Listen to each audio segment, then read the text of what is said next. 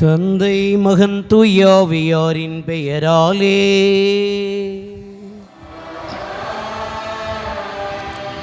நம் ஆண்டவராகிய இயேசு கிறிஸ்துவின் அருளும் கடவுளின் அன்பும் தூயாவியாரின் நட்புறவும் உங்கள் அனைவரோடும் இருப்பதாக.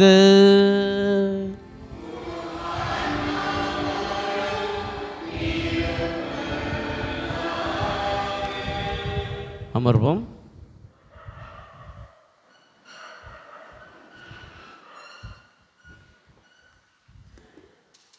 முன்னுரை. அன்புக்குரியவர்களே, ஆண்டின் பொதுக்காலம் 14ஆம் ஞாயிறு வழிபாட்டிற்கு உங்களை அன்புடன் அழைக்கின்றோம். கத்தோலிக்க திரு அவையின் மறைக்கல்வியில் குறித்து காட்டப்படும் 7 தலையாய பாவங்களில் ஒன்று தற்பெருமையாகும். தற்பெருமை கொண்ட மனிதர்கள் தங்களை உயர்ந்தவர்கள் என எண்ணி பிறரை ஏற்பதில்லை. அத்தகைய தற்பெருமை எண்ணங்களை தவிர்த்து தாழ்ச்சியோடு வாழ அழைக்கின்றது இன்றைய ஞாயிறு வழிபாடு. நம்முடைய அன்றாட வாழ்வில் நான் என்ற எண்ணத்தை விடுத்து பிறரை மதித்து தாழ்ச்சியோடு வாழும் வரம் வேண்டி இணைவோம் இத்திருப்பலியில்.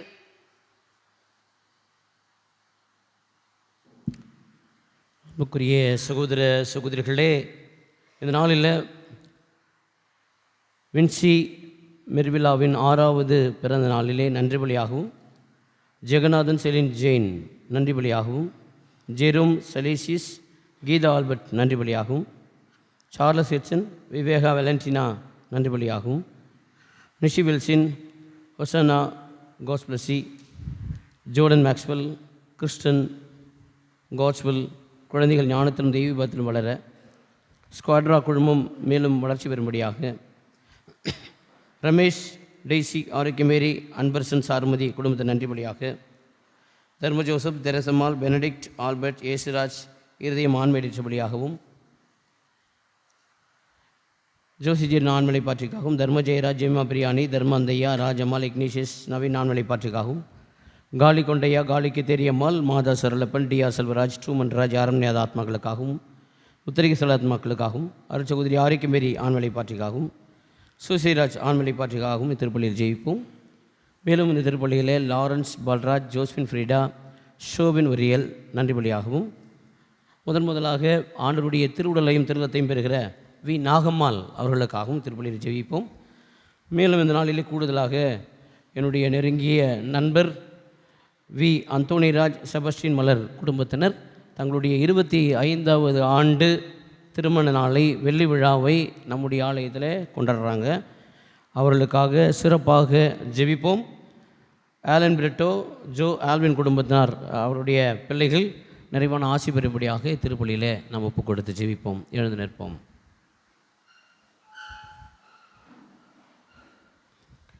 சகோதர சகோதரிகளை, தூய மறை நிகழ்வை கொண்டாட தடையாக இருக்கிற நம்முடைய பாவங்களை ஏற்று மனம் வருந்தி மன்னிப்பு கேட்போம்.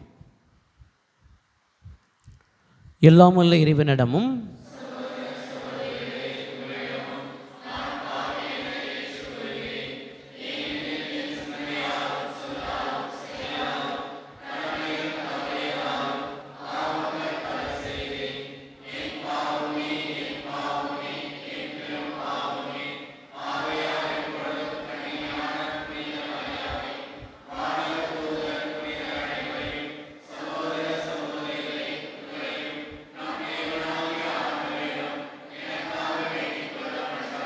எல்லாமல் இறைவன் அமைதி இரக்கம் வைத்து நம் பாவங்களை மன்னித்து நம்மை நிலை வாழ்வு கழித்து செல்வராக.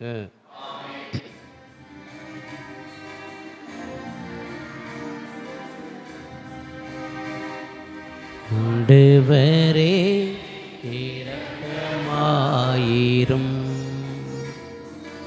ஆண்டவரே இரக்கமாயிரும், கிறிஸ்துவே இரக்கமாயிரும், கிறிஸ்துவே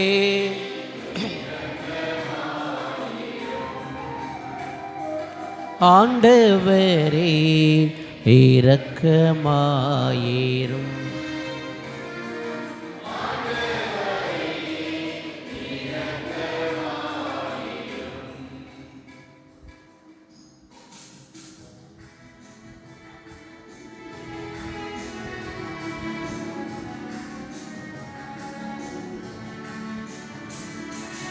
உன்னதங்களிலே கடவுளுக்கு மாட்சி உண்டாகுக. உலகினிலே அமைதியாகுக. உம்மை புகழ்கின்றோம், உம்மை வாழ்த்துகின்றோம், உம்மை ஆராதிக்கின்றோம், உம்மை மாட்சிப்படு உமது மேலான மாட்சியின் பொருட்டு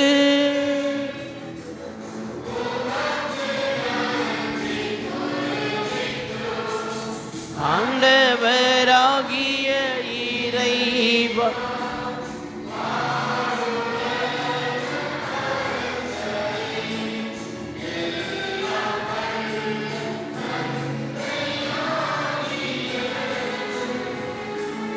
இறைவா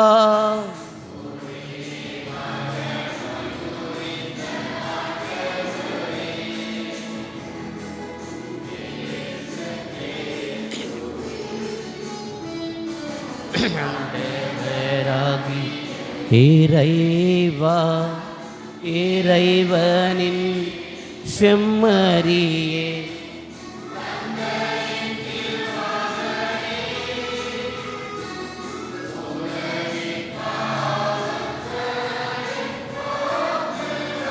அவரே எங்கள் மேல் இரக்கமாயிரும்.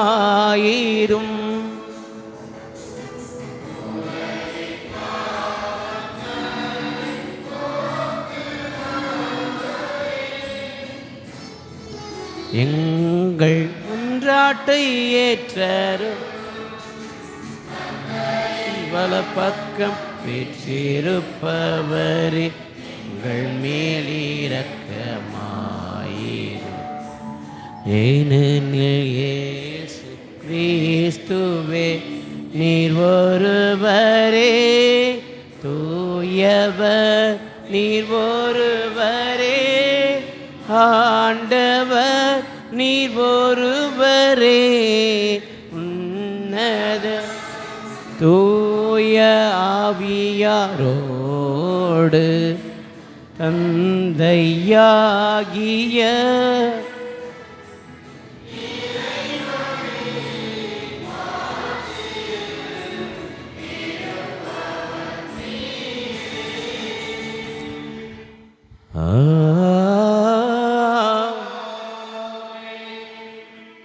மன்றாடுவோமாக. இறைவா, வீழ்ச்சியுற்ற உலகையும் திருமகனின் தாட்சியினால் மீண்டும் நிலைநிறுத்தினீரே. அதனால் பாவத்தின் அடிமை தலையிலிருந்து நீர் விடுவித்து உம் நம்பிக்கையாளருக்கு புனித பேரின்பத்தை தந்து அவர்கள் என்றும் நிலையான மகிழ்ச்சி அடைந்திடச் செய்வீராக. உம்மோடு தூயாவியாரின் ஒன்றிப்பில் இறைவனாய் என்றென்றும் வாழ்ந்து ஆட்சி செய்கின்ற எங்கள் ஆண்டவராகிய இயேசு கிறிஸ்து வழியாக உம்மை மன்றாடுகின்றோம்.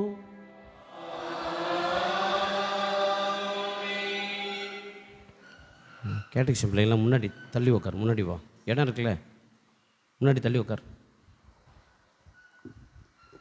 தள்ளி உக்காரு.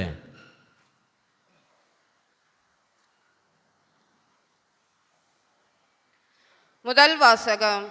எசேக்கியேல் நூலிலிருந்து வாசகம். அதிகாரம் 2, இறை வசனங்கள் 2 முதல் 3 முடிய. ஆண்டவர் என்னோடு பேசுகையில் ஆவி என்னுள் புகுந்து என்னை எழுந்து நிற்க செய்தது. அப்போது அவர் என்னோடு பேசியவற்றை கேட்டேன். அவர் என்னிடம், மானிடா, எனக்கு எதிராக கிளர்ச்சி செய்யும் இனத்தாராகிய இஸ்ரேல் மக்களிடம் நான் உன்னை அனுப்புகின்றேன். இன்று வரை அவர்களும் அவர்களுடைய மூதாதையரும் எனக்கு எதிராக கிளர்ந்தெழுந்து கலகம் செய்துள்ளனர் என்றார். வன்கண்ணும் கடின இதயம் கொண்ட அம்மக்களிடம் நான் உன்னை அனுப்புகிறேன். நீ அவர்களிடம் போய், தலைவராகிய ஆண்டவர் கூறுவது இதுவே என்று சொல். கலக வீட்டாராகிய அவர்கள் செவி சாய்த்தாலும் சாய்க்காவிட்டாலும் தங்களுடைய ஓர் இறைவாக்கினர் வந்துள்ளார் என்பதை அறிந்து கொள்ளட்டும். ஆண்டவர் வழங்கும் அருள்வாக்கு.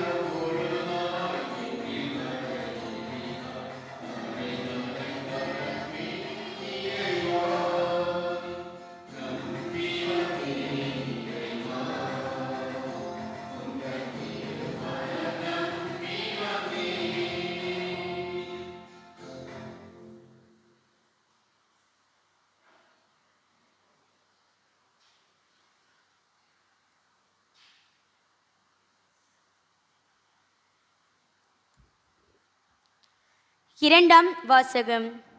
கொரிந்தியருக்கு எழுதிய இரண்டாம் திருமுகத்திலிருந்து வாசகம். அதிகாரம் 12. இறைவனின் உயிருள்ள வசனங்கள் 7 முதல் 10 முடிய. எனக்கு அருளப்பட்ட ஒப்புயர்வற்ற வெளிப்பாடுகளால் நான் இருமாப்பு அடையாதவாறு பெருங்குறை ஒன்று என் உடலில் தைத்த முள் போல் என்னை வருத்தி கொண்டே இருக்கிறது. அது என்னை குத்தி கொடுமைப்படுத்த சாத்தான் அனுப்பிய தூதனை போல் இருக்கிறது. நான் இருமாப்பு அடையாதிருக்கவே இவ்வாறு நடக்கிறது. அதை என்னிடமிருந்து நீக்கிவிடுமாறு 3 முறை ஆண்டவரிடம் வருந்தி வேண்டினேன். ஆனால் அவர் என்னிடம், என் அருள் உனக்கு போதும், வலிமையில்தான் வல்லமை நிறைவாய் வெளிப்படும் என்றார். ஆதலால் நான் என் வலுவின்மையை பற்றித்தான் மனமுவந்து பெருமை பாராட்டுவேன். அப்போது கிறிஸ்துவின் வல்லமை என்னுள் தங்கும். ஆகவே என் வலுவின்மையிலும் இகழ்ச்சியிலும் இடரிலும் இன்னலிலும் நெருக்கடியிலும் கிறிஸ்துவை முன்னிட்டு நான் அகமகிழ்கின்றேன். ஏனெனில் நான் வலுவற்றிருக்கும்போது வல்லமை பெற்றவனாக இருக்கிறேன். ஆண்டவரின் அருள்வாக்கு.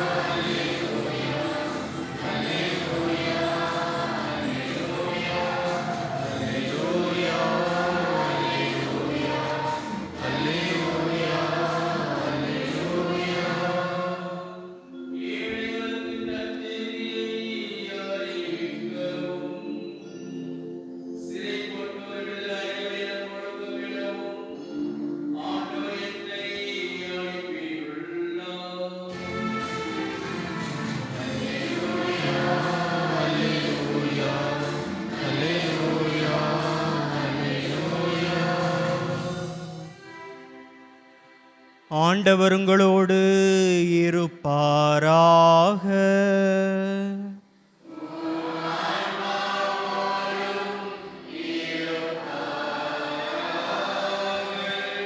புனித மார்க் எழுதிய தூய நற்செய்தியிலிருந்து வாசகம்.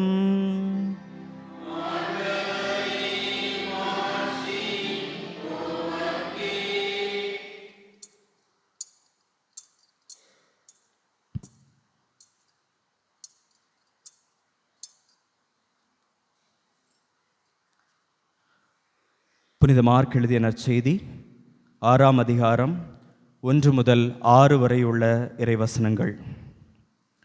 அக்காலத்தில் இயேசு தமது சொந்த ஊருக்கு வந்தார். அவருடைய சீடரும் அவரை பின்தொடர்ந்தனர். ஓய்வு நாள் வந்தபோது அவர் தொழுகை கூடத்தில் கற்பிக்க தொடங்கினார். அதை கேட்ட பலர் வியப்பில் ஆழ்ந்தனர். அவர்கள், இவருக்கு இவையெல்லாம் எங்கிருந்து வந்தன? என்னே இவருக்கு அருளப்பட்டுள்ள ஞானம்? என்னே இவருடைய கைகளால் ஆகும் வல்ல செயல்கள்? இவர் தச்சர் அல்லவா? மரியாவின் மகன்தானே? யாக்கோபு, யோசே, யூதா, சீமோன் ஆகியோர் இவருடைய சகோதரர் அல்லவா? இவர் சகோதரிகள் இங்கு நம்மோடு இருக்கிறார்கள் அல்லவா என்றார்கள். இவ்வாறு அவரை ஏற்றுக்கொள்ள அவர்கள் தயங்கினார்கள். இயேசு அவர்களிடம், சொந்த ஊரிலும் சுற்றத்திலும் தம் வீட்டிலும் தவிர மற்றெங்கும் இறைவாக்கினர் மதிப்பு பெறுவர் என்றார். அங்கே உடல் நலமுற்றோர் சிலர் மேல் கைகளை வைத்து குணமாக்கியதை தவிர வேறு வல்ல செயல் எதையும் அவரால் செய்ய இயலவில்லை. அவர்களது நம்பிக்கையின்மையை கண்டு அவர் வியப்புற்றார். அவர் சுற்றிலும் உள்ள ஊர்களுக்கு சென்று கற்பித்து வந்தார்.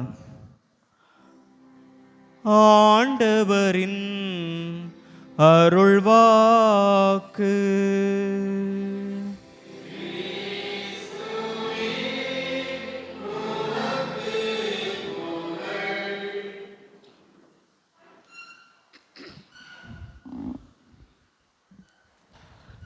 Praise the Lord. கரங்களை உயர்த்தி பிரைஸ் தி லார்ட். இயேசுவுக்கு புகழ், இயேசுவுக்கே நன்றி. மரியே வாழ்க. இன்று ஆண்டின் புதுக்காலம் எத்தனாவது ஞாயிற்றுக்கிழமை நம்ம கொண்டாடுறோம்? 14வது ஞாயிற்றுக்கிழமையை நாம் இன்று தாய் திரு அவையோடு நாம் சிறப்பிக்கின்றோம். இன்றைக்கு முதல் வாசகம் எதிலிருந்து எடுக்கப்பட்டிருக்கிறது? எந்த இறைவாக்கினர்? எசேக்கியேல் இறைவாக்கினர். எசேக்கியேல் எங்கிருந்து வருகிறார் அப்படின்றத கொஞ்சம் பின்புலத்தோடு நம்ம பார்த்தோன்னா இன்றைய முதல் வாசகம் தெளிவாய் அழகாய் புரியும்.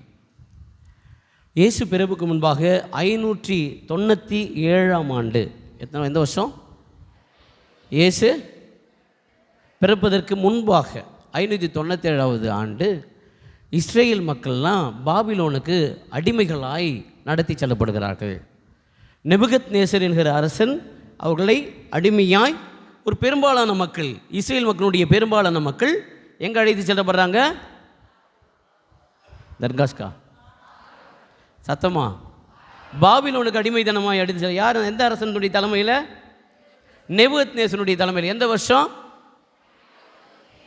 500 கிமுவா கிபியா?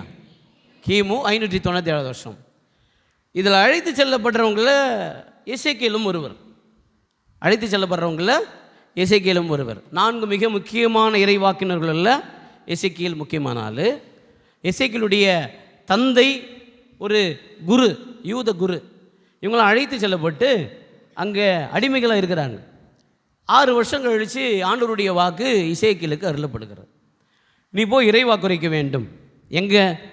உன்னோடு இருக்கிற உன்னுடைய மக்களுக்கு இறைவாக்கு உரைக்க வேண்டும். என்ன இறைவாக்கு உரைக்க வேண்டும் அப்படின்னு சொன்னாக்கா, எருசலேம் மீண்டும் அழியும், எருசலேம் தரைமட்டமாகும் என்பதை நீ அறிவிக்க வேண்டும். ஆனால் அவங்க கேட்க மாட்டாங்க. அவங்க கண்டிப்பாக கேட்க மாட்டாங்க. ஏன்னா அவங்க எப்படிப்பட்ட இதயத்துடையவர்கள்?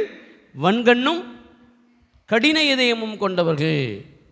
அம்மா கொஞ்சம் முன்னாடி வாமா அப்படின்னு சொன்னாக்கா, ஒருத்தர் ரொம்ப ஆக்ஷன் பண்ண இப்படிலாம் பண்ணார், அங்கேயே தாங்கிறார். ஏதோ முன்னாடி ரொம்ப தூரம் நவுந்துற மாதிரி நமக்கு தெரியும், ஆனால் ஒரு பெரிய ஆக்ஷன் பண்ண அங்கே தான். இந்த வன்கண்ணும் கடின இதயமும் அப்படின்னு சொன்னால் என்னன்னு சொன்னாக்கா, எதையும் கேட்க மாட்டாங்க.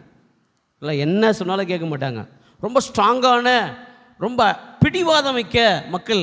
நீ சொன்னால் கேட்க மாட்டாங்க. அவர் தெளிவாக ஆண்டவர் சொல்லுவார், இப்போ அவங்க வன்கண்ணும் இதய பிடிவாதமும் இதய ஆணவம் கொண்ட மக்கள், நீ கேட்க மாட்டாங்க அப்படி. ஆனால் நீ இறைவாக்கு உரைக்க வேண்டும். இவர் போய் இறைவாக்கு உரைக்கிறார், ஆனால் அவர்கள் கேட்கவில்லை. எந்த அளவிற்கு எசேக்கியேல்னாக்கா அந்த சொந்த மக்களிடையே இறைவாக்கு உரைக்கிறார். எந்த அளவிற்கு அவருடைய பயம் இருக்குன்னா, ஆண்டவரே எனக்கு பயமாக இருக்குன்னு சொல்லுவார். என்னை சுற்றி ஒரே திகில், ஒரே பயம், என்னை சுற்றி ஒரே திகில், ஒரே பயம். என் நண்பர்கள் கூட நான் எப்போது வீழ்வேன் என்று காத்து கொண்டிருக்கிறார்கள். அப்படிப்பட்ட மனநிலையோட இறைவாக்குரைக்கிறார். இறைவாக்கினரை யாரும் ஏற்றுக்கொள்ளவில்லை, மாறாக அவரை துன்புறுத்துகிறார்கள். என்ன செய்கிறாங்க? துன்புறுத்தாங்க. ஆண்டவர் சொன்ன வாக்கை தான் இவர் நிறைவேற்றுகிறார். கடந்த வாரம் முழுக்க நம்ம ஆமோஸ் இறைவாக்கினர் புத்தகத்தை படிக்கிறோம். ஆமோஸ் இறைவாக்கினருடைய நூலை படிக்கிறோம். நேற்று கூட திருப்பள்ளியில் சொல்லி கொண்டிருந்தேன். ஆமோஸ் யார் அப்படின்னு சொன்னால், ஆமோஸ் ஒரு முழுமையான இறைவாக்கினர் அல்ல. அதனா பெத்தேலின் குருவாகிய அமட்சியா ஆமோஸை நோக்கி இங்கேருந்து ஓடி போயிடு, வேற எங்கன்னா இறைவாக்கு உரைத்துக்கொள், எங்கேயாவது பழிச்சிக்கோ, இந்த இடத்த விட்டு ஓடு அப்படின்னு சொல்லி பெத்தேலின் குருவாகிய அமட்சியா ஆமோஸை நோக்கி சொல்லும் பொழுது ஆமோஸ் சொல்கிற வார்த்தை என்ன தெரியுமா? நான் இறைவாக்கினனும் அல்ல, இறைவாக்கினருக்குள் உள்ள உறுப்பினும் அல்ல, நான் ஆடு மாடு மேய்க்கிறவன், காட்டு அத்திமரத்தினுடைய சொந்தக்காரன். கடவுள் என்னை சொல்ல சொன்னால் நான் வந்து சொல்கிறேன், அவ்வளோதான் என்று சொல்லி ரொம்ப ஸ்ட்ராங்காக விஷயத்தை சொல்வார். எந்த அளவுக்குன்னா, இஸ்ரேலுடைய எச்சரிக்கை, இஸ்ரேலுடைய மறுவாழ்வு பற்றி பேசுவார். என்னன்னு சொன்னாக்கா, கடவுள் எல்லோரையும் அழைக்கிறார். ஒரு கம்ஃபர்டான ஜோன் கிடையாது, ரொம்ப சுகமான விஷயம் இல்லை. நல்ல விஷயத்தை சொல்கிறதுக்கு, ஆண்டவருடைய விஷயத்தை சொல்கிறதுக்கெல்லாம் ஒரு அழகான தளம் இருக்கும், ரொம்ப கூலாக சொல்லிட்டு வரான்னு கிடையாது. உன்னை மோசமாய் திட்டுவார்கள், உன்னை பேசுவாங்க, உன்னை ஏராளமாய் திட்டுவார்கள். ஆனால் ஆண்டவருடைய வார்த்தை எடுத்துரைக்க என்பதைத்தான் இன்றைக்கு முதல் வாசகம் சொல்கிறது. இரண்டாவது வாசகம் சொன்னால், பவுலடியார் 2வது திருத்தூது பயணத்தை மேற்கொள்கிறார். ஆனால் 18 மாதமாக ஒரு அழகான திருச்சபையை கட்டமைக்கிறார். கொரிந்து நகரில் அழகான திருச்சபையை கட்டமைக்கிறார். அவர் போயிட்டு திரும்பி வரும்போது, கொஞ்ச நாள் போயிட்டு வரும்பொழுது அதற்குள்ளாக அங்கே இருக்கிற யூத கிறிஸ்தவர்கள் குழப்பத்தை உண்டாக்கி இவர் என்ன ப்ரீச் பண்ணாரோ இவருக்கு அகெயின்ஸ்டாக பண்ணிடுறாங்க. அந்த நேரத்தில் ஒரு துயரத்தில், கஷ்டத்தில் இங்கே அவர் சொல்கிற விஷயங்கள் தான் இன்றைக்கு 2வது வாசகமாக கொடுக்கப்பட்டிருக்கிறது. அவர் வந்த பிறகு அவர்களை எதிர்த்து பேசுகிற நிகழ்வு தான் 2 கொரிந்தியர் 10, 11, 12வது அதிகாரத்தில் கொடுக்கப்பட்டிருக்கிறது. அதனுடைய இறுதியாக கொடுக்கப்பட்ட அந்த வார்த்தைகள் தான் இன்றைக்கு. நான் கடவுள் எனக்கு வெளிப்படுத்தினார், அதை பெருமையாக பேச முடியாதபடிக்கு என்னுடைய உடலிலே தைத்த முள் போல் ஒன்று குத்தி கொண்டிருக்கிறது. அது எதனால் இருக்கலாம்? அவருடைய வீக்னஸாக இருக்கலாம், அவருடைய உடல்நல குறைவாக இருக்கலாம், இல்லை வேறு பிரச்சனைகளாக இருக்கலாம். இதை எடுக்க சொல்லி ஆண்டவருடன் நான் 3 பணம் மன்றாடினேன். ஆண்டவர் என்ன சொன்னார்னா, வேணாம், என்னுடைய அருள் உனக்கு போதும், என்னுடைய அருள் உனக்கு போதும். அவர் முன்னாடி இருந்த மனநிலை என்னென்னா, மக்களுடைய நலனை தேடி மக்களை பற்றியே வந்தார், கடவுளை பற்றி சுத்தமாக விட்டார். இப்போ கடவுளுடைய அருள் பற்றி பேசுகிறார். கடவுளுடைய அருள் எவ்வளோ மிக முக்கியமானது, நம்முடைய துன்பத்திலும் துயரத்திலும் பலவீனத்திலும் எந்த அளவுக்கு நம்மை தாங்கி பிடிக்கும் என்பதை பேசுகிறார். இவருக்கும் தன்னுடைய இடத்துல ப்ரீச் பண்ண இடத்துல பிரச்சனை, ரொம்ப ஈஸியாக அவரால் செய்து முடிக்கவில்லை. 3வதாக இன்றைக்கு நற்செய்தி. இயேசு கப்பர்நாகமுக்கு சென்று போதித்து கொண்டிருக்கிறார். போதித்து கொண்டிருக்கிற பொழுது லூக்கா நற்செய்தி இன்னும் கூடுதலாக நமக்கு மார்க் நற்செய்தி அவ்வளோ தெளிவாக கொடுக்கப்பட்டிருக்காது. ஆனால் லூக்கா நற்செய்தியில் கொடுக்கப்பட்டிருக்கும். தன்னுடைய சொந்த ஊர்லேருந்து ஒரு 36 கிலோமீட்டர். முதல்ல வந்ததை அவருடைய நம்ம ஊருக்காரர் மாதிரி நம்ம பார்க்கலாம். இப்பொழுது அவர் ஒரு குருவாக, ஒரு போதகராக உள்ள வருகிறார், சீடர்களோடு உள்ள வருகிறார். அங்கே கோயிலுக்கு போன உடனே, அவருடைய கூடாரத்துக்கு போன உடனே அங்கே சீஃப் ப்ரீஸ்ட், தலைமை குரு, பாப்பா வந்து ப்ரீச் பண்ண என்று கூப்பிடுகிறார். அவர் போய் நூலை திறந்து வைத்து, இறைவாக்கினர் எசையா நூலை திறந்து வைத்து பேசுகிறார். ஆண்டவருடைய ஆவி என் மேலே, அவர் என்னை அபிஷேகம் செய்துள்ளார், எளியோருக்கு நற்செய்தி சொல்லவும் சிறைப்பட்டோருக்கு விடுதலை தரும் என்று சொல்லி போதிக்கிறார். முதல் எடுத்த உடனே முதல் பார்ட் 2 விதமான உணர்வுகள். ஒன்று முதல்ல அவர்களுக்கு எப்படிப்பட்ட உணர்வு இருந்ததுன்னா, என்ன ஞானம், எவ்வளோ அழகாக பேசுகிறார், எவ்வளோ அழகாக இறைவாக்கு உரைக்கிறார், எவ்வளோ அழகாக இறைவாக்கினரை எடுத்து சொல்லுகிறார் என்று தான் எல்லாம் பார்த்தாங்க. 2வது உணர்வு தான் முக்கியம். என்னன்னா, அதை சொல்லும் பொழுது அவர் நான் மெசியா என்று சொல்லி முடிப்பார். கடவுளால் அனுப்பப்பட்ட மெசியா தான் என்பதை எடுத்து சொல்லும் பொழுது, இவன் தச்சனுடைய மகன் தானே, இவன் எப்படி இறைவாக்கினராக மெசியாவாக இருக்க முடியும்? அவருடைய மனநிலை மாறுகிறது. ஏற்றுக்கொள்ள முடியாத மனநிலை. இன்றைக்கு என் அன்புக்குரிய சகோதர சகோதரிகளே, நல்லவைகளை சொல்லும் பொழுது, நல்லவற்றை சொல்லும் பொழுது நிச்சயமாக ஏற்றுக்கொள்ள மாட்டார்கள். நீங்கள் சொல்லி பாருங்கள் உங்களுடைய பிள்ளைகளுக்கு. நான் பெற்றோர்கள் வந்து நிறைய பேர் எனக்கு இந்த பிரச்சனை வந்ததுன்னு ஆரம்பித்தாலுமே காதை முடிக்குது, அவங்க அட்வைஸ் பண்ணாலுமே காதை முடிக்கிறது, கேட்குறதே இல்லை, நல்லவற்றை கேட்பதே இல்லை. நான் படிக்கும் பொழுது அப்படின்னு ஆரம்பிப்பாங்க. ஏன்னா அவங்க பிரச்சனையை சொல்கிறதுக்காக, பழைய புராணத்தை எடுக்காத, பழைய கதையை பேசாத, உன் விஷயத்தையே பேசிகிட்டு இருக்காத. அப்பா அம்மா சொல்கிறாங்கன்னா அவங்க அனுபவத்திலேருந்து சொல்கிறாங்க, அவங்க பட்ட வழியிலேருந்து சொல்கிறாங்க, அவங்களுடைய அனுபவத்தில் என்னென்ன சந்தித்தாங்களோ, எப்படிப்பட்ட பிரச்சனைகளை சந்தித்தாங்களோ அதிலேருந்து சொல்லுவாங்க. ஆனால் இன்றைக்கு பிள்ளைகள் கேட்பதற்கு தயாராக இல்லை. வன்கண்ணும் கடின இதயம் எப்படி அங்கே இருந்ததோ, மக்களுக்கு இருந்ததோ, ஆண்டவருடைய வார்த்தையை கேட்க முடியாதபடிக்கு அவர்கள் எப்படி தங்களுடைய காதுகளை மூடிக்கொண்டு ஆண்டவருடைய வார்த்தைக்கு செவிமடுக்காமல் இருந்தார்களோ, இன்றைக்கும் நல்லவற்றை கேட்க முடியாமல் நம்முடைய காதுகளை மூடிக்கொண்டிருக்கிறோம். இவற்றை சொல்லுகிற போது 2 மனநிலை தான், இந்த 2 கேரக்டர் தான். ஒன்று ஆண்டவருடைய வார்த்தையை கேட்கக்கூடியவர்களாக, இன்னொன்று ஆண்டவருடைய வார்த்தையை அறிவிக்கக்கூடியவர்களாக. எல்லா சூழலும் ஒரு சில பேர் ரொம்ப தைரியமாக, ஒரு சில பெற்றோர்கள் தைரியமாக கடவுளுடைய வார்த்தையையும் கடவுளுக்கு சார்பாக நீதியையும் நியாயத்தையும் பிள்ளைங்க எதற்கு தைரியமாக சொல்லுவாங்க. ஒரு சில பெற்றோர்கள் செல்லம் என்கிற பேரில் அப்படியே அவங்க என்ன செஞ்சாலும் பரவாயில்ல, இது பிரச்சனையே இல்லை, இது தவறே இல்லை, என் பையன் மட்டும்தான் தவறு, ஊரில் தப்பு நடக்கலை, என் பொண்ணு பண்ணுறதா தவறு, ஊரில் தவறு நடக்கலை என்று தங்களை நியாயப்படுத்திக் கொள்வார்கள். ஆண்டவருடைய வார்த்தைக்கு செவி மடுக்க மாட்டார்கள். இப்படிப்பட்ட ஒரு சூழல். நான் எங்கே இருக்கேன் அப்படின்றத பார்க்கணும். ஆண்டவருடைய வார்த்தையை நான் கேட்கக்கூடியவனாக இருக்கிறேனா? டெய்லி கடவுள் பல்வேறு விதங்களில் பெரியவர்கள், நண்பர்கள், ஆசிரியர்கள், உன்னோடு உறவாடுபவர்கள், பெற்றோர்கள், சகோதர சகோதரிகள் என்று ஆண்டவர் சொல்லிக்கொண்டே இருக்கிறார். இது செய்யாத, இது வேணாம், இது நல்லதில்லை. நம்ம போய் தொட்டு அனுபவித்து பட்டாதான் நமக்கு புரியும். அப்படிப்பட்ட சூழலை தான் பரவாயில்ல பார்த்துக்கலாம் அப்படின்ற மனநிலையில் நாம் போய் நாம் மீண்டும் விழுந்து கடவுளுக்கு செவிமடுக்காமல் இருக்கிறோம். இன்னொரு புறம் பார்த்தீங்கன்னா, நல்லது சொல்லும் பொழுது ஏற்றுக்கொள்ள மாட்டார்கள். நீங்கள் காலேஜெல்லாம் போயிருப்பீங்க, காலேஜில் ஜாயின் பண்ணியிருப்பீங்க, காலேஜ் 2வது வரும் 3வது வரும், நீங்கள் போய் இதெல்லாம் தப்புடி, இல்லைடே இதெல்லாம் தப்புடான்னு சொல்லி பாருங்கள். டீம்லேயே சேர்க்க மாட்டாங்க, உன 3 வருஷம் டீமில் சேர்க்க மாட்டாங்க, நீங்கள் டீம்லேயே இருக்க மாட்டேன். அவங்க அந்த 5 பேரோ 10 பேரோ ஒன்றை போய் வேணாம், தேவையில்லாத பிரச்சனை, ஒதுக்குவார்கள்.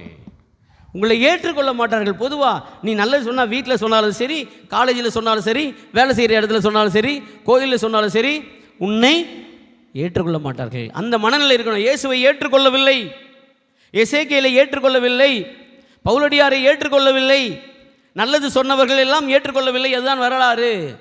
ஏற்றுக்கொள்ள மாட்டார்கள். இன்றைக்கு ஏற்றுக்கொள்ளாத மக்கள்லாம் எவ்வளோ சாதித்திருக்கிறார்கள் தெரியுமா? ஏற்றுக்கொள்ளலையேன்னு வருத்தப்பட வேணாம், உன்னை ஏற்றுக்கொள்ளவில்லை என்று கஷ்டப்பட வேணாம். உலகம் உன்னை வெறுக்கிறது என்றால் அது உன்னை வெறுக்கும் முன்பே என்னை வெறுத்தது என்பதை நினைவு கொள்ளுங்கள் என்று இயேசு சொல்லுகிறார். யோவான் நற்செய்தியில் சொல்லுகிறார், உலகம் உன்னை வெறுக்கிறதா? உலகம் உன்னை அன்பு செய்யவில்லையா? அது உன்னை வெறுப்பதற்கு முன்பாக என்னை வெறுத்தது என்பதை நினைவில் கொள்ளுங்கள். நீங்கள் உன்னை வெறுத்ததுன்னு சொன்னால் நீங்கள் உலகை சார்ந்தவர்கள் அல்ல, நீங்கள் என்னை சார்ந்தவர்கள் என்று சொல்லுகிறார். நிறைய நேரங்களில் இந்த ரிஜெக்ஷன் அதை தான் ஏற்றுக்க முடியாத மனநிலையாக இருக்கும். நல்லது சொல்லுவீங்க, அழகான ஒரு விஷயத்த சொல்லுவீங்க, போடா இல்லை போடி வாயை மூடிட்டு போ அப்படி சொல்லும் பொழுது மனமுடைந்து போகிறோம். சில நிகழ்வுகள் நம்முடைய வரலாற்றில் யார் யாரெல்லாம் ஒதுக்கப்பட்டார்களோ, யார் யாரெல்லாம் ஏற்றுக்கொள்ளப்படலோ சாதித்த வரலாறு உண்டு. அப்துல் கலாம் நம்முடைய ஜனாதிபதி பைலட்டுக்கு இன்டர்வியூக்கு போகிறாரு. He was rejected. வேணாம், நீ உனக்கு அதற்கான லாய்க்கில்னு ஒதுக்கப்பட்டார். ஆனால் ஜனாதிபதியாக ஒரு அறிவியல் அறிஞராக உயர்த்தப்பட்டார். அமிதாப் பச்சன் தெரியும்ல, பயங்கரமான இன்றைக்கி வரைக்கும் ஸ்டார் ஹீரோ. அவர் ஆல் இண்டியா ரேடியோவுக்கு வாய்ஸ் டெஸ்ட்டுக்கு போகிறாரு. உன் வாய்ஸு ஏனுக்குது, நீ கிளம்பிட்டாங்க. அவருடைய வாய்ஸ் மிக அதிகமாக இருந்ததுனால நீ செட் ஆக மாட்டே, ஆல் இண்டியா ரேடியோவுக்கு செட் ஆகலன்னு ஒதுக்கப்பட்ட அமிதாப் பச்சன் ஹாலிவுட்டில் இன்றைக்கி வேறு லெவல், பாலிவுட்டில் வேறு லெவலில் இருக்கார்.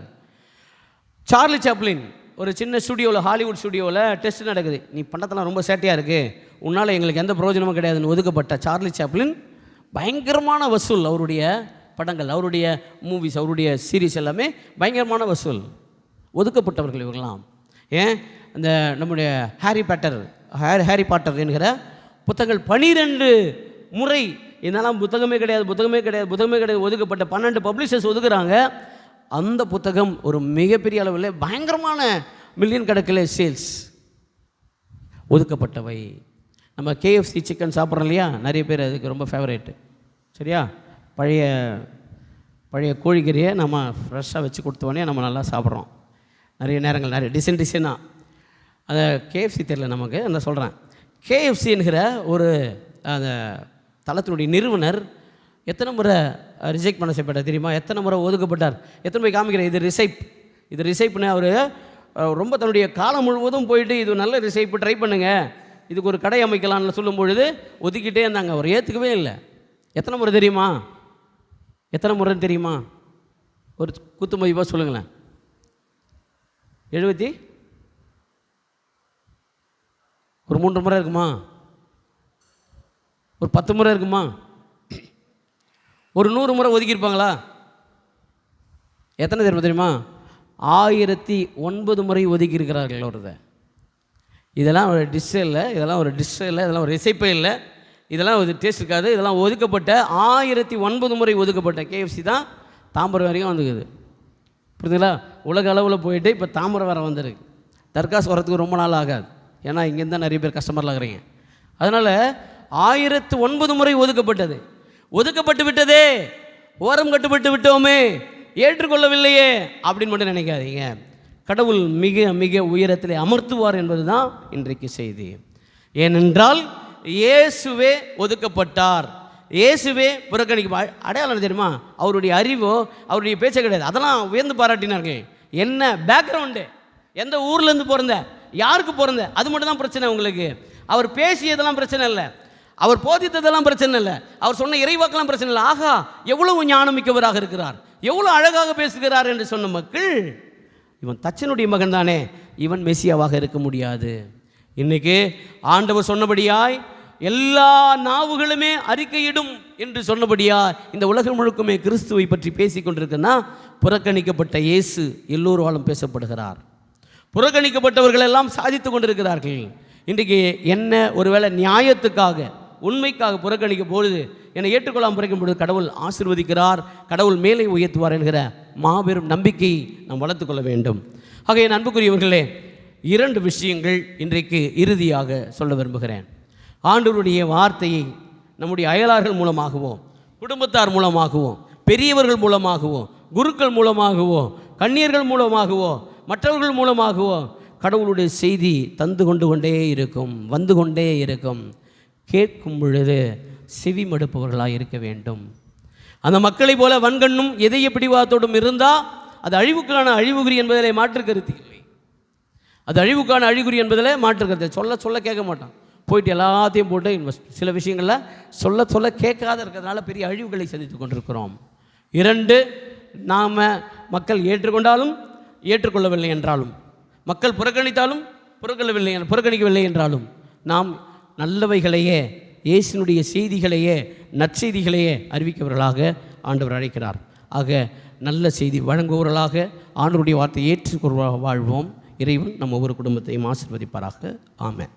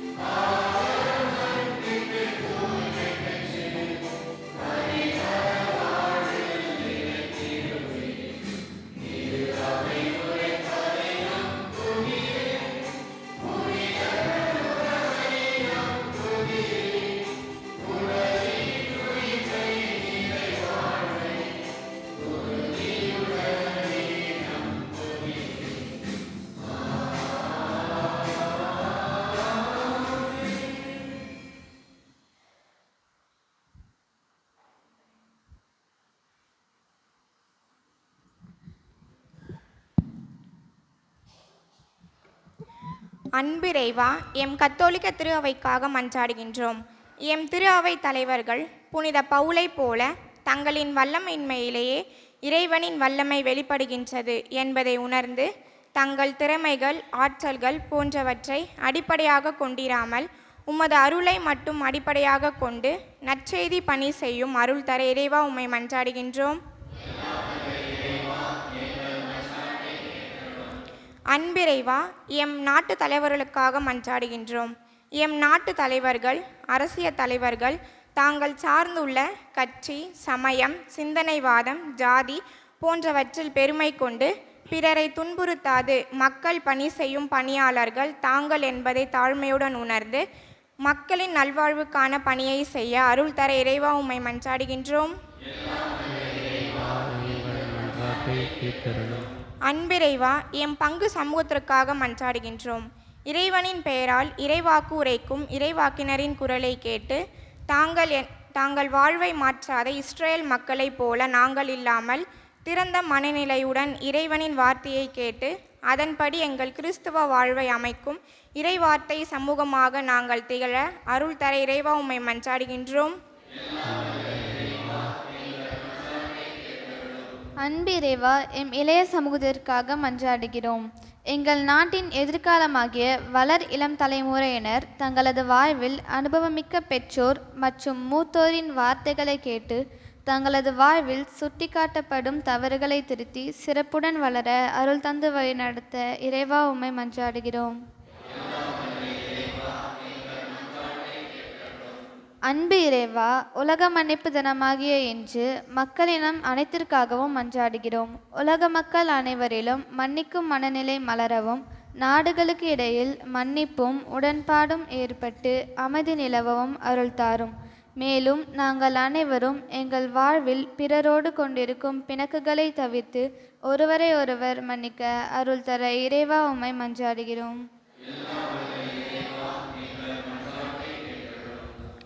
நம்முடைய தனிப்பட்ட கருத்துக்களுக்காக ஜெபிப்போம்.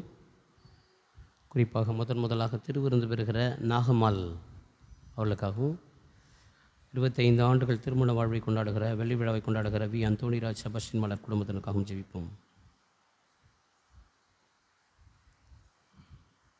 மேலும் இந்த திருப்பலி கருத்துக்கள் உங்களுடைய தேவைகள், விண்ணப்பங்கள், குடும்ப தேவைகளை ஒப்பு கொடுத்து ஜெபிங்க.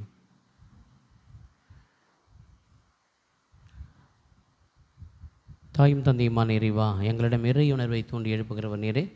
நம்பிக்கையோடும் பாசத்தோடும் நாங்கள் கேட்ட மன்றாட்டுக்களை எல்லாம் திருமகன் இயேசு கிறிஸ்து வழியாக பெற்று தருமாறு மன்றாடுகின்றோம்.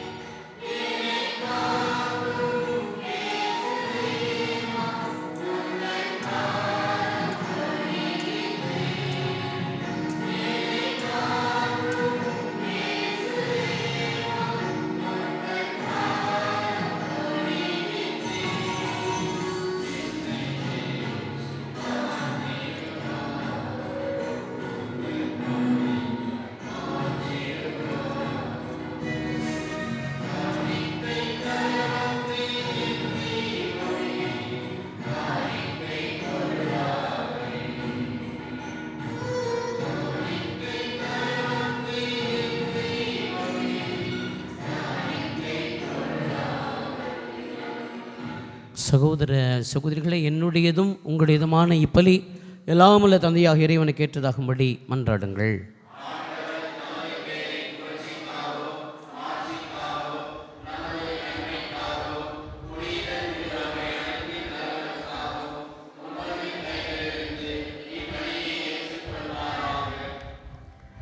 இறைவா, உமது பெயரின் மாட்சிக்காக நாங்கள் நேர்ந்தளிக்கும் இக்காணிக்கை எங்களை தூய்மைப்படுத்துவதாக. விண்ணக வாழ்வுக்குரிய நற்செயல் புரிவதில் நாங்கள் நாளுக்கு நாள் முன்னேறி செல்வோமாக. எங்கள் ஆண்டவராகிய கிறிஸ்து வழியாக உம்மை மன்றாடுகிறோம்.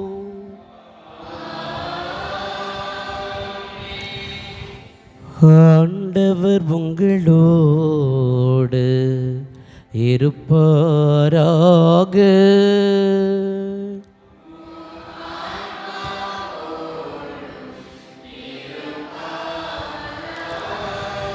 இதயங்களை மேலே எழுப்புங்கள்.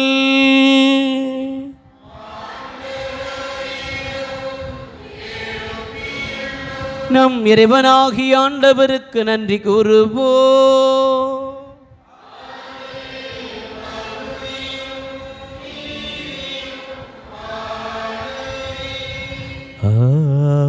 ஆண்டவரே,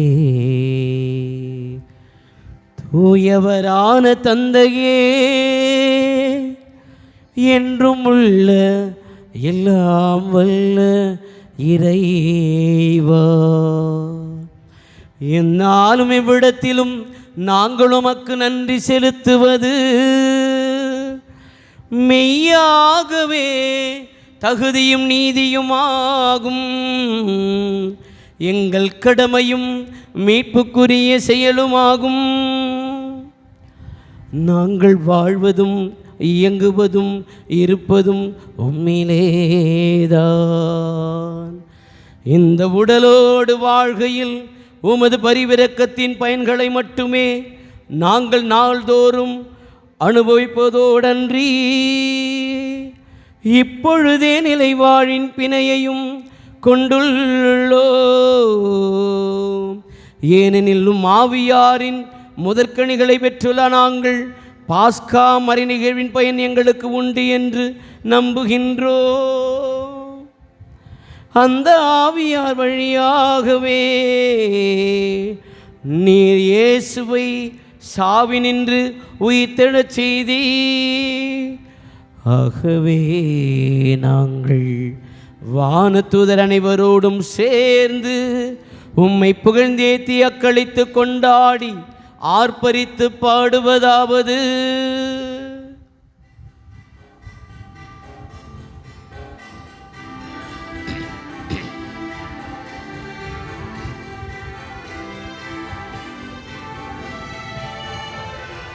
தூயவர் தூயவர்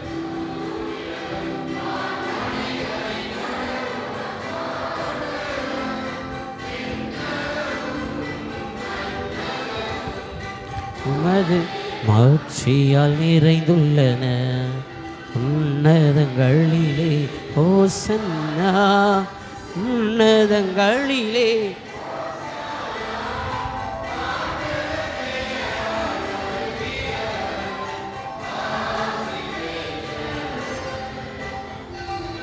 உன்னதங்களிலே ஓசன்னா.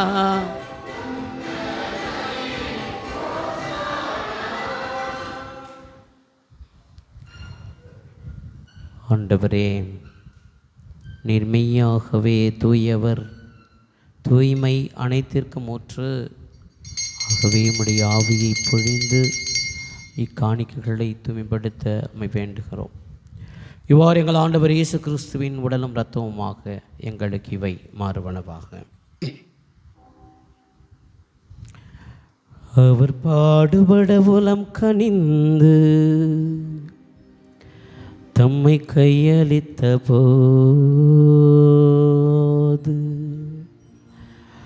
அப்பத்தை எடுத்து நன்றி செலுத்தி அதை பெற்று தம் சீடர்களுக்கு அளித்து கூறியதாவது: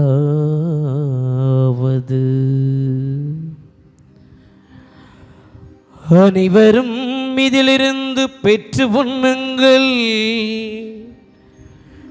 ஏனெனில் இது உங்களுக்காக கையளிக்கப்படும் என் உடல்.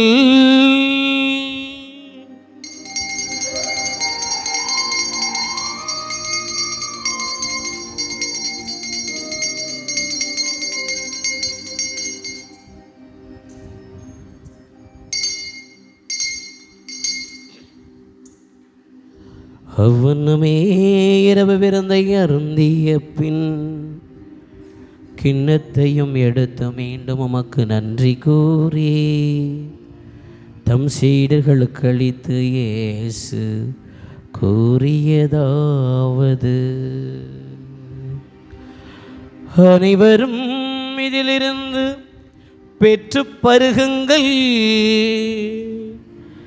ஏனெனில் இது புதிய நிலையான உடன்படிக்கைக்குரிய இரத்தத்தின் கிண்ணம்.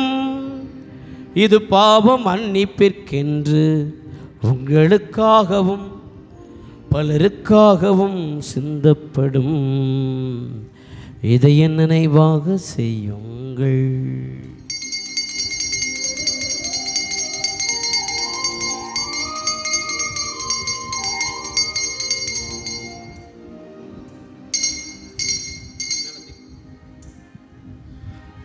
நம்பிக்கையின் மறைபொருள்.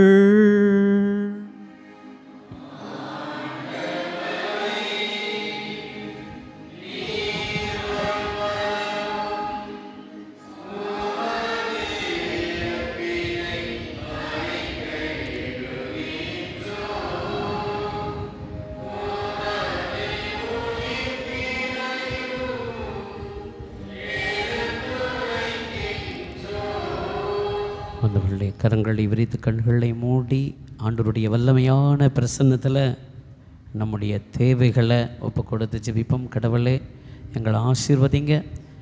இயேசுவே, எங்கள் குடும்பத்தை ஆசீர்வதிங்க, எங்கள் முயற்சிகளை ஆசீர்வதிங்க, எங்கள் பிள்ளைகளை ஆசீர்வதிங்க, அவருடைய படிப்பை ஆசீர்வதிங்க, அவருடைய வேலைகளை ஆசீர்வதிங்க, அவருடைய முயற்சியை ஆசீர்வதிங்கன்னு சொல்லி ஒப்பு கொடுப்போமா? ஏசப்பா, எங்கள் குடும்பத்தை ஒப்பு கொடுக்குறோம். இயேசுவே, எங்கள் குடும்பத்தினுடைய கரங்களில் ஒப்பு கொடுக்குறோம். தெய்வமே, எல்லா விதமான எங்களுடைய ஜெபங்களை ஏற்றிடணும். எங்கள் குடும்பத்தை ஆசீர்வதிங்கப்பா, பாதுகாங்கன்னு சொல்லி ஒப்பு கொடுப்போமா? ஆகவே ஆண்டவரே, நாங்கள் கிறிஸ்துவின் இறப்பினை மீட்பினை உகர்ந்து வாழ்வு தரும் அப்பத்தையும் மீட்பளிக்கும் கிண்ணத்தையும் ஒப்புக் கொடுக்கிறோம். திருமண ஊழியம் பெரிய தகுந்தவர்களின் எங்களை ஏற்றுக்கொண்டு நன்றி செலுத்துகின்றோம். மேலும் கிறிஸ்துவின் உடலும் இரத்தத்திலும் பங்குள்ள எங்களை தூய் ஆவியார் ஒன்று சேர்க்க வேண்டும் நம்மை தாழ்மையோடு மன்றாடுகிறோம். ஆண்டவரை உலகெங்கும் பரவிக்கும் திரு ஐநுகுந்தொள்ளும் எங்கள் திருத்தந்தை பிரான்சிஸ், எங்கள் ஆயர் நீதிநாதன், எல்லா திருநிலையராகிய அனைவரோடும் திரு அவை அன்பில் நிறைவேறச் செய்துள்ளோம். மேலும் உயிர்த்தெழும் எந்த நோக்கடும் தொழில்களும் எங்கள் சகோதர சகோதரிகள் இறந்தோர் அனைவரையும் இரக்கத்தோடு நினைவு திருமுகோளில் நிறுத்தியுள்ளோம். எங்கள் அனைவரும் மீது இரக்கமாயிரும்.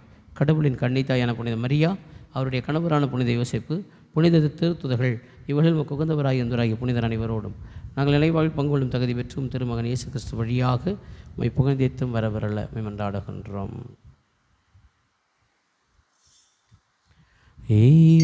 வழியாக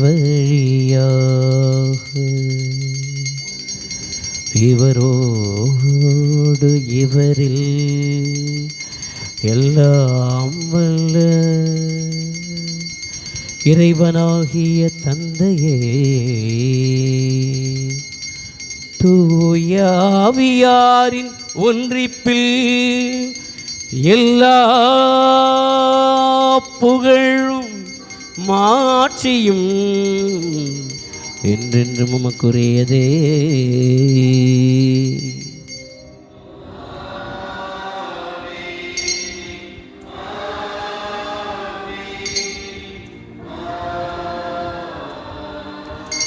மீட்பரின் கட்டளையால் கற்பிக்கப்பட்டு இறை படிப்பினையால் பயிற்சி பெற்று நாம் துணிந்து பாடுவோம்.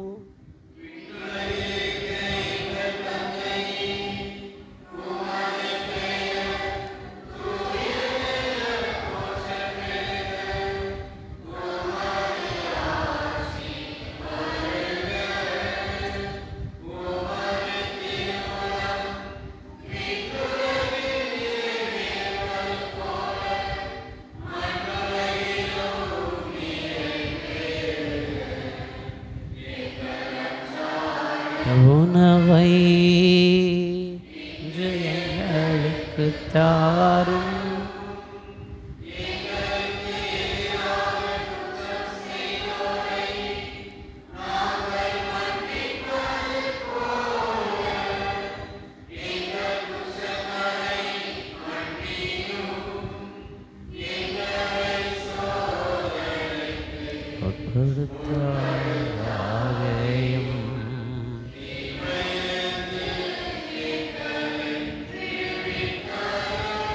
ஆண்டவரே, தீமை அனைத்திலும் இருந்து எங்களை விடுவித்து எங்கள் வாழ்நாளில் அமைதியை கனிவுடன் அருள உம்மை மன்றாடுகிறோம். உமது இரக்கத்தின் உதவியால் நாங்கள் பாவத்திலிருந்து எப்போதும் விடுதலை பெற்று யாதொரு கலக்கமின்றி நலமாயிருப்போமாக. நாங்கள் இதை நோக்கி இருக்கும் பேரின்பத்துக்காகவும் மீட்பராகிய இயேசு கிறிஸ்துவின் வருகைக்காகவும் காத்திருக்கின்றோம்.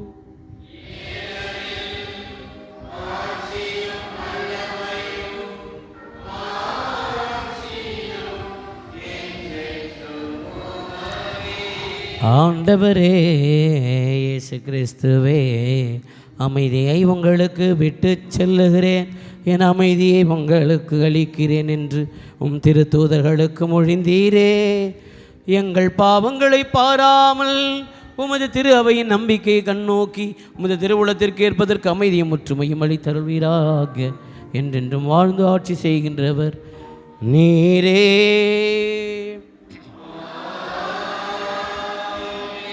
ஆண்டவருடைய அமைதி உங்களோடும் உங்கள் குடும்பத்தோடும் என்றும் எப்போதும் இருப்பதாக. ஒருவருடன் இறையாட்சியின் அமைதியை பகிர்ந்து கொள்வோம்.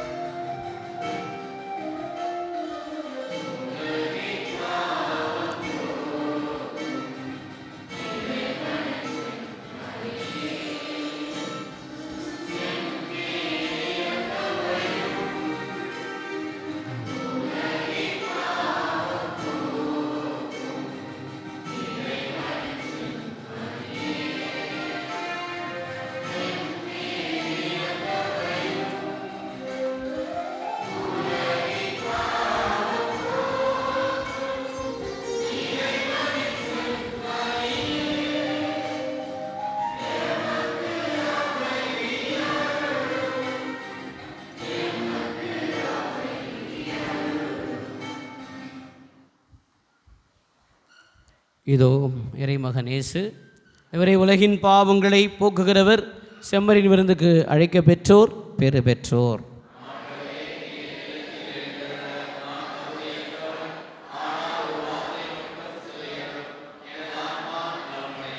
கிறிஸ்துவின் திருமணத்தினை காத்து முடிவில் ஒழிப்பதாக.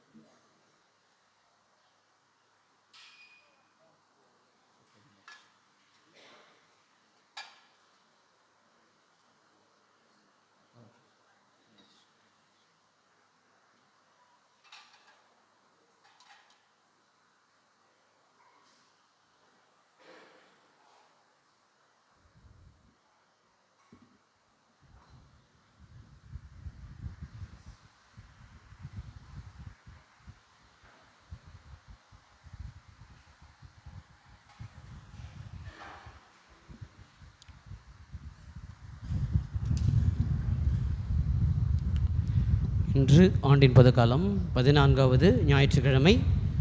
இன்றைய ஞாயிறு திருவழிபாட்டினை சிறப்பித்த புனித அன்னை தெரேசா அன்பிய மக்களுக்கு கரங்களை தட்டி நம்முடைய நன்றிகளை வாழ்த்துக்களை தெரிவித்துக் கொள்வோம். வருகின்ற ஞாயிறு திருவழிபாட்டினை சிறப்பிக்கிறவர்கள் புனித குழந்தை தெரேசா அன்பிய பகுதி மக்கள். வருகின்ற 9/7/2024 செவ்வாய் அன்று புனித அந்தோனியார் திருமலையில் மாலை 6 மணிக்கு ஜெபமாலை மற்றும் நற்கருணை ஆராதனை திருப்பலி நடைபெறும். எனவே பங்கு மக்கள், கிளை பங்கு மக்கள் கலந்து கொண்டு புனித அந்தோனியாரினுடைய பரிந்துரையை பெற்றுக்கொள்ளுமாறு அன்போடு அழைக்கின்றோம். வருகின்ற 15/7/2024 திங்கட்கிழமை அன்று புனித விண்ணேற்பண்ணைக்கு அர்ப்பணிக்கப்பட்ட நாள். அன்று மாலை 6 மணிக்கு புனித விண்ணேற்பண்ணையினுடைய தேர்பவனி ஆலயத்தை சுற்றி ஜெபமாலை சொல்லிய வண்ணம் பவனியும், அதனைத் தொடர்ந்து நற்கருணை ஆராதனை திருப்பலி நடைபெறும். அன்றைய நாளை சிறப்பிக்கின்றவர்கள் புனித செவேரியார் அன்பிய பகுதி மக்கள். வருகின்ற ஜூலை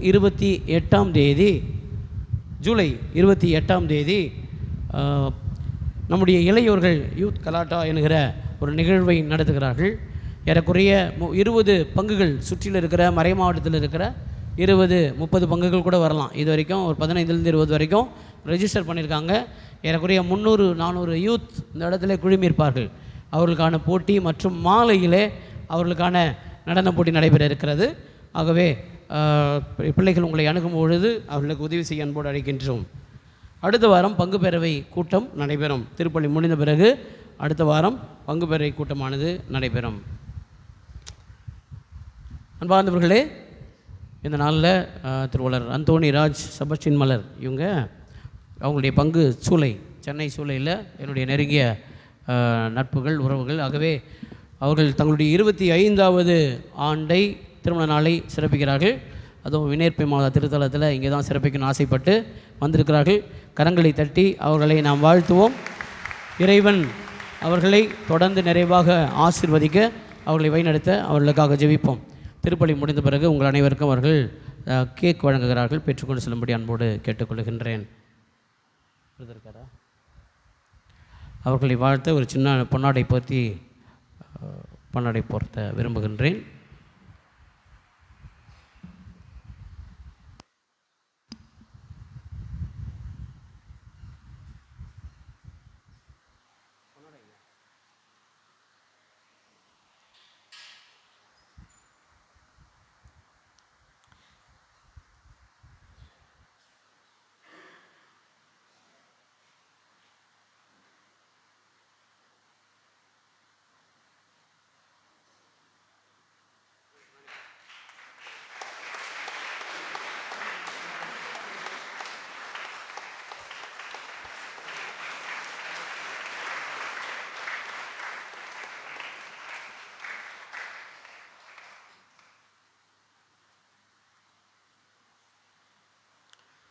இவர்கள் நம்முடைய மறை மாவட்டத்திற்கு நிறைய உதவிகளை செய்திருக்கிறார்கள். நிறைய முக்கியமான கட்டங்களிலே நிறைய நிகழ்வுகள் நடக்கும் பொழுது நம்முடைய ஆயருக்கு மிகப்பெரிய உதவிகள்லாம் செய்து வருகிறார்கள். ஆகவே தொடர்ந்து அவர்களை வாழ்த்துவோம், அவருடைய பணிகளை வாழ்த்துவோம். கரங்களை தட்டி அவர்களை மீண்டுமாய் வாழ்த்துவோம்.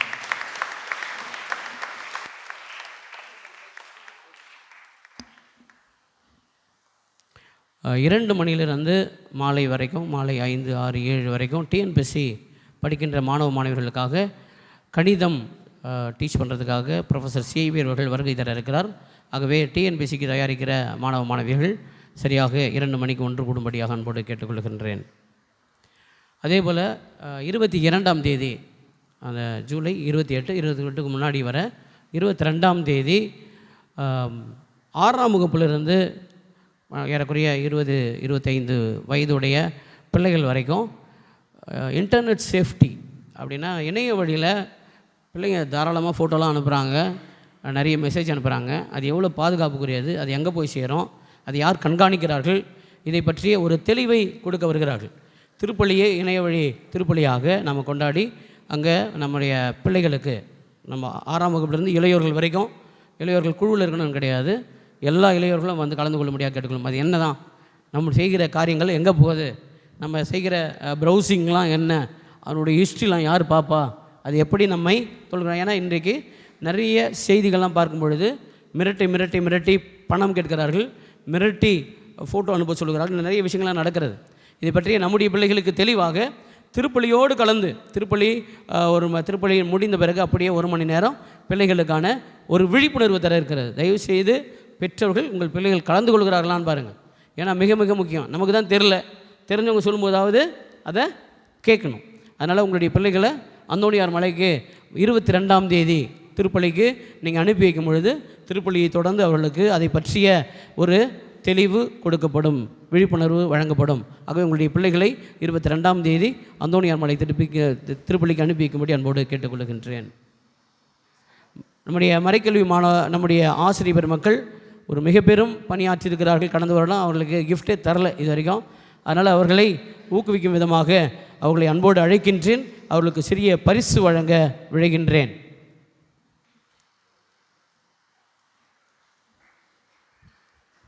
அருட்தகுதி ஷியாமலா அவருடைய தலைமையில் இயங்குகிற அருட்சகோதரிகள் மற்றும் ஆசிரியர் பெருமக்கள் தயவுசெய்து முன் வருக. கொஞ்சம் கைத்தட்டி அவர்களை வாழ்த்துவோம்.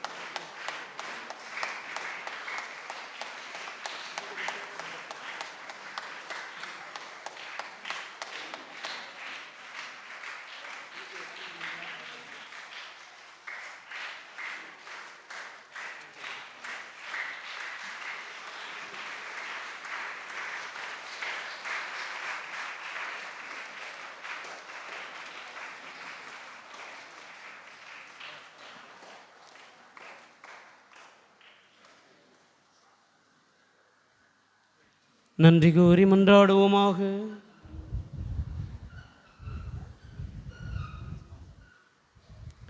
இறைவா, மாண்புக்குரிய கொடைகளால் நிறைவு பெற்ற நாங்கள் உம்மை வேண்டுகிறோம். அதனால் மீட்பளிக்கும் கொடைகளை நாங்கள் என்றும் பெற்றுக்கொள்ளவும் உம்மை இடையிறாது புகழ்ந்தேற்றவும் அருள்வீராக. எங்கள் ஆண்டவராகிய கிறிஸ்து வழியாக உம்மை மன்றாடுகிறோம். ஆண்டவர் உங்களோடு இருப்பாராக.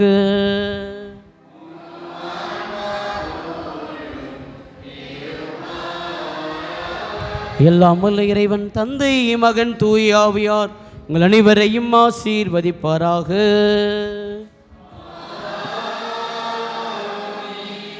சென்று வாருங்கள், வாழ்க்கை பலி தொடர்கின்றது.